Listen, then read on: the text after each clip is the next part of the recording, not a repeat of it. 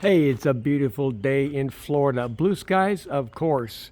Today we're talking about a pinfish trap that my fishing partner Steve and I just finished. So here that bad boy is, getting ready to take it out to the Gulf of Mexico and drop her in. But let's go over a little bit how we created this thing. Okay, all in $32 prototype, first one we ever built. I got sick of going out there trying to catch pinfish. While we can still do that, we thought we'd drop a trap and see if we can keep it instead of somebody stealing it. Anyway, what do we got here?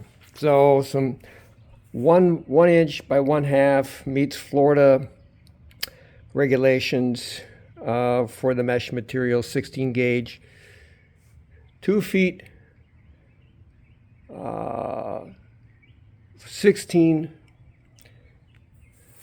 16 bridle, just some rope that Steve had, some sinking rope.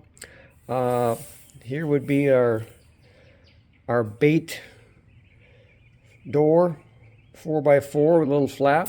Just use some galvanized wire for our hooks instead of hog rings. Yes, this is a scratch to the boat and your hands waiting to happen. They're everywhere. On the ends, we went with, again, bent it in and then created 2 openings each end.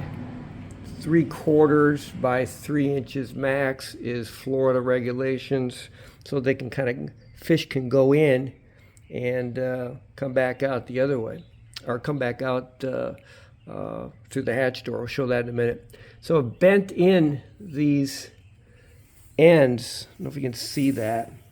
So they'll go in pretty smooth, but they'll be disincented to go out the same way or get scratched up by that wire.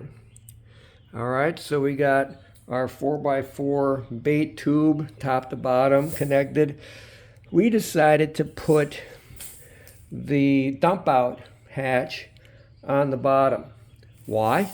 Because as you pull it up, right, pull it out of the water, drop it over the live well, instead of tipping the thing over to get the fish out, just go to the end here, clip the zip tie, and now I'm thinking about it right off the bat. I got to turn it over to clip the zip tie off, and then just the hatch will pop open and out your bait will fall.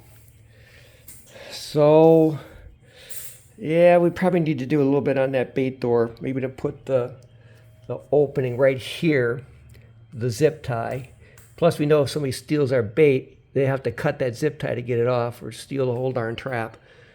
That might need to be improved as we go. We're going to use a zip tie on the top here too for the bait. Just load the bait up through there.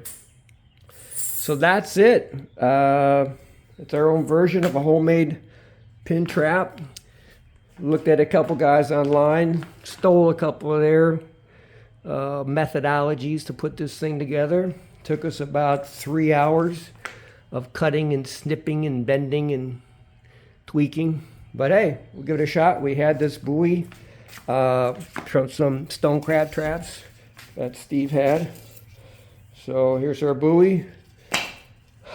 Go out tomorrow, load it up with some bait, drop her in, and hopefully we'll be back out in the week ahead going after some gag grouper and the end of the redfish season.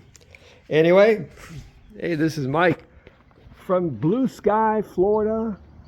Enjoy your day.